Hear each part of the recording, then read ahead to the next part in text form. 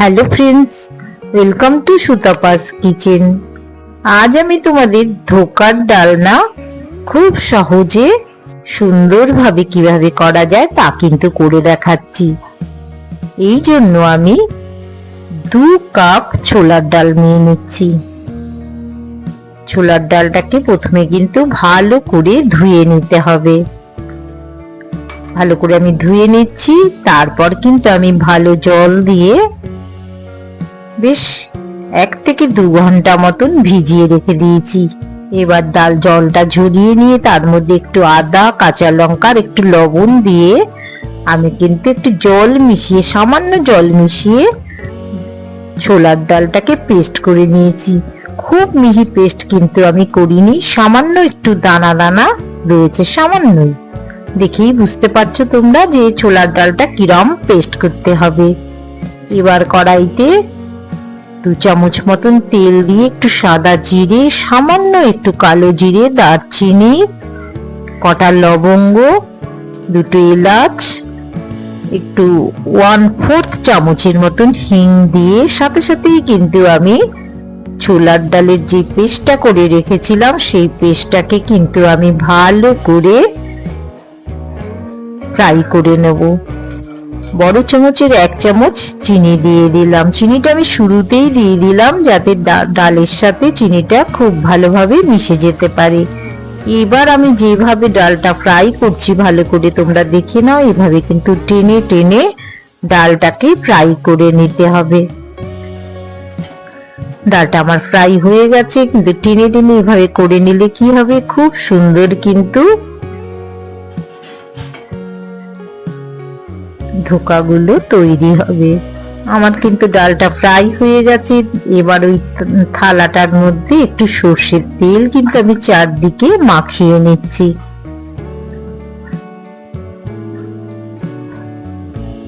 এবার যেটা ছোলার ডালের ফ্রাই করে রেখেছিলাম ধোকার জন্য সেটা কিন্তু আমি নিয়ে নিলাম। তোমরা ইচ্ছে করলে এই যে ডাল ফ্রাইটা এটাকে কিন্তু হাত দিয়েও তোমরা ম্যাশ করে নিতে পারো। আমি একটা স্প্যাচুলা দিয়ে কিন্তু এইভাবে করে একটু ম্যাশ করে নিয়ে রেডি করে নিচ্ছি। আমার কিন্তু এটা ডালটা কিন্তু রেডি হয়ে গেছে। উপর থেকে আবারও একটু হাতে নিয়ে সরষের তেল মাখিয়ে দিলাম। এবার একটা ছুরি দিয়ে বরফি বরফি করে এভাবে করে কিন্তু আমি কেটে নিচ্ছি। আমি কিন্তু বরফিগুলো খুব পাতলা করে তৈরি করব।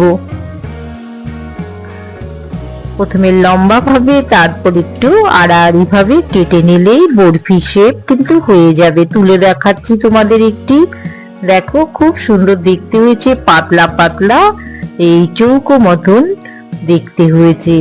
আমি কিন্তু সাইজটাও মিডিয়াম সাইজ করেছি আর কিন্তু বেশ পাতলা করেছি যাতে এর মধ্যে খুব ভালো করে গ্রেভি ঢুকতে পারে। আমার কিন্তু ধোকার জন্য রেডি হয়ে গেছে ছোলার ডালের। হাত দিয়ে দেখিয়ে দিলাম তোমাদের আমি থিকনেসটা।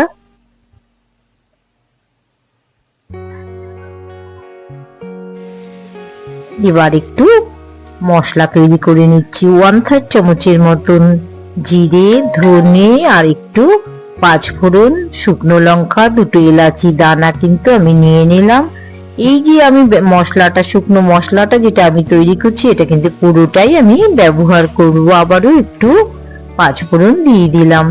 এটাকে একটু হালকা, একদম গ্যাসের ফ্লেমটা কমিয়ে নিয়ে আমি হালকা ফ্রাই করে নিলাম। এর কিন্তু একটা শুকনো মশলা তৈরি করে নেব। কড়াইতে কিন্তু বেশ কিছুটা তেল ঢেলে দিলাম। তেলটা যখন খুব গরম হয়ে যাবে তখন এই ধোকাগুলো পরপর তেলের মধ্যে ছেড়ে দিতে হবে। অবশ্যই মনে রাখতে হবে যে তেলটা কিন্তু খুব ভালো করে গরম করে নিতে হবে। এবার পরপর আমি ধোকাগুলো এপিট ওপিট খুব ভালো করে ভেজে তুলে নেব।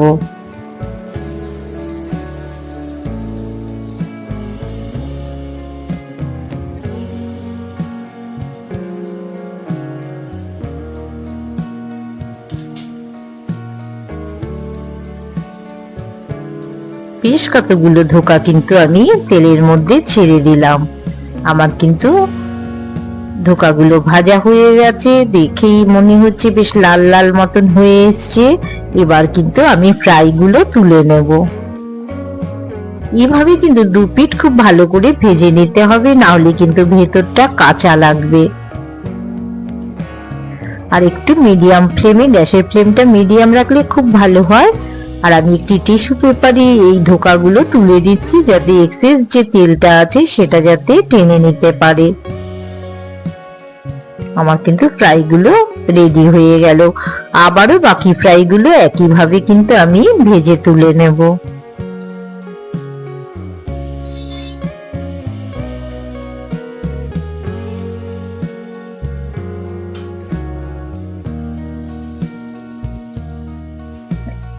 ফ্রাইগুলো কিন্তু অনেকটাই হয়ে গেছে, বেশ লাল লাল হয়ে এসছে। এবার আমি এই ফ্রাইগুলোকেও কিন্তু তুলে নিচ্ছি। এই ফ্রাইগুলো শুকনো খেতে কিন্তু ভীষণ ভালো লাগে, আর গ্রেভিতে পড়লে অবশ্যই ভালো লাগবে। তেলের মধ্যে একটু সাদা জিরে, দুটো শুকনো লঙ্কা, দুটো এলাচি, একটা তেজপাতা আর 4-5টা মতন কাঁচা লঙ্কা আমি পেস্ট করে রেখেছিলাম। লঙ্কা পেস্টটাও কিন্তু তেলে ফ্রাই করে নিচ্ছি।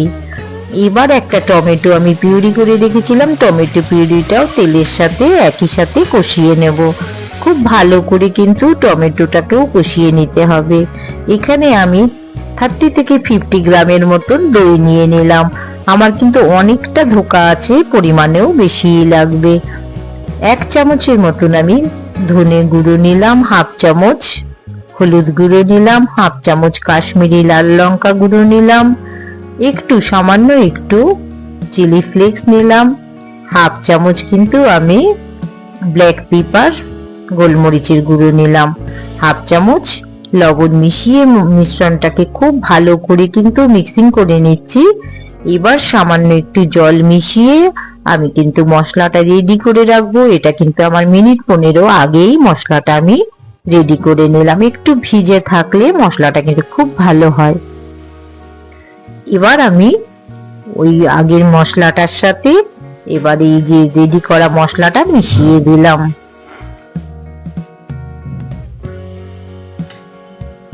খুব ভালো করে কিন্তু কষিয়ে নিতে হবে।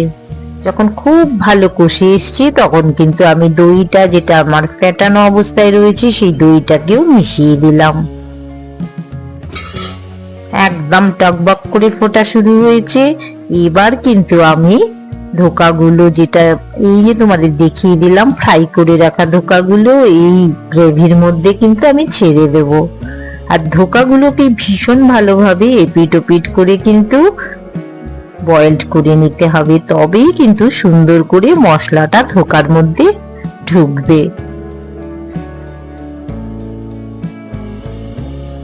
ফ্রাইগুলো কিন্তু অলরেডি ফোটা শুরু হয়েছে। এক্ষেত্রে কিন্তু তোমরা গ্রেভিটা অবশ্যই একটু বেশি করে রাখবে। ধোকা কিন্তু ভীষণ ভাবে গ্রেভিটা টেনে নেয়। 1 থেকে 1.5 চামচ মতন চিনি মিশিয়ে দিলাম।